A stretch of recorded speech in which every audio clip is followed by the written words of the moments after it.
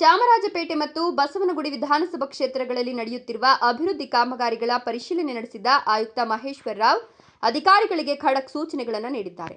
ನಗರದ ಮೂಲಸೌಕರ್ಯಾಭಿವೃದ್ಧಿ ಹಾಗೂ ಸಾರ್ವಜನಿಕ ಸೇವೆಗಳ ಗುಣಮಟ್ಟವನ್ನು ಹೆಚ್ಚಿಸುವ ಉದ್ದೇಶದಿಂದ ಆಯುಕ್ತರಾದ ಮಹೇಶ್ವರ್ ರಾವ್ ಅವರು ಚಾಮರಾಜಪೇಟೆ ಮತ್ತು ಬಸವನಗುಡಿ ವಿಧಾನಸಭಾ ಕ್ಷೇತ್ರಗಳ ವಿವಿಧ ಪ್ರದೇಶಗಳಿಗೆ ಭೇಟಿ ನೀಡಿ ಅಭಿವೃದ್ಧಿ ಕಾಮಗಾರಿಗಳು ಮತ್ತು ನಾಗರಿಕರ ಸಮಸ್ಯೆಗಳ ಕುರಿತು ಸ್ಥಳ ಪರಿಶೀಲನೆ ನಡೆಸಿದರು. ಚಾಮರಾಜಪೇಟೆಯ ಹಿಂದೂ ರುದ್ರಭೂಮಿಯ ನವೀಕರಣ ಕಾಮಗಾರಿಯನ್ನು ಶೀಘ್ರ ಪೂರ್ಣಗೊಳಿಸಿ ಅಗತ್ಯ ಮೂಲ ಸೌಲಭ್ಯಗಳನ್ನು ಕಲ್ಪಿಸುವಂತೆ ಅಧಿಕಾರಿಗಳಿಗೆ ಸೂಚಿಸಿದರು. ಸಾರ್ವಜನಿಕ ರಸ್ತೆಗಳು ಹಾಗೂ ರಸ್ತೆ ಬದಿಗಳಲ್ಲಿ ಅನಧಿಕೃತವಾಗಿ ನಿಲುಗಡೆ ಮಾಡಿರುವ ವಾಹನಗಳನ್ನು ತೆರವುಗೊಳಿಸಲು ಸಂಬಂಧಿತ ಇಲಾಖೆಗಳ ಸಮನ್ವಯದಲ್ಲಿ ವಿಶೇಷ ಕಾರ್ಯಾಚರಣೆ ನಡೆಸುವಂತೆ ನಿರ್ದೇಶನ ನೀಡಿದರು. ರಾಜಾಜಿನಗರದ ಮುಳಕಟ್ಟಮ್ಮ ರಸ್ತೆ ಅಗಲೀಕರಣ ಕಾಮಗಾರಿಯನ್ನು ವಿಳಂಬವಿಲ್ಲದೆ ಕೈಗೆತ್ತಿಕೊಳ್ಳುವಂತೆ ಸೂಚಿಸಿದ ಆಯುಕ್ತರು ರಾಜೀವ್ ಗಾಂಧಿ ಕ್ರೀಡಾಂಗಣದಲ್ಲಿ ಬಾಕಿ ಉಳಿದಿರುವ ಕಾಮಗಾರಿಗಳನ್ನು ತ್ವರಿತವಾಗಿ ಪೂರ್ಣಗೊಳಿಸಿ ಹೆಚ್ಚುವರಿ ಶೌಚಾಲಯಗಳ ನಿರ್ಮಾಣ ಹಾಗೂ ನಿರ್ವಹಣೆಯನ್ನು ಸುಧಾರಿಸಲು ಆದೇಶಿಸಿದರು.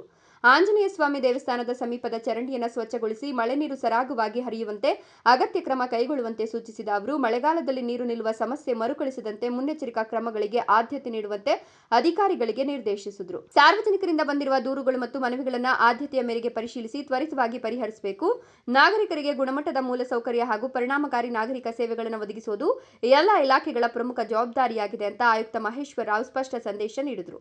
ಈ ಪರಿಶೀಲನಾ ಸಂದರ್ಭದಲ್ಲಿ ಬಸವನಗುಡಿ ಶಾಸಕ ಎಲ್ ಎ ರವಿ ಸುಬ್ರಹ್ಮಣ್ಯ, ಮಾಜಿ ಮಹಾಪೌರ ಹುಚ್ಚಪ್ಪ, ಕೇಂದ್ರ ನಗರ ಪಾಲಿಕೆ ಆಯುಕ್ತ ಜಿ ಜಗದೀಶ್, ಅಪರ ಆಯುಕ್ತ ವೆಂಕಟಾಚಲಪತಿ, ಮುಖ್ಯ ಕಾರ್ಯನಿರ್ವಹಣಾಧಿಕಾರಿ ರಮಾಮಣಿ ಸೇರಿದಂತೆ ವಿವಿಧ ಇಲಾಖೆಗಳ ಹಿರಿಯ ಅಧಿಕಾರಿಗಳು ಉಪಸ್ಥಿತರಿದ್ದರು.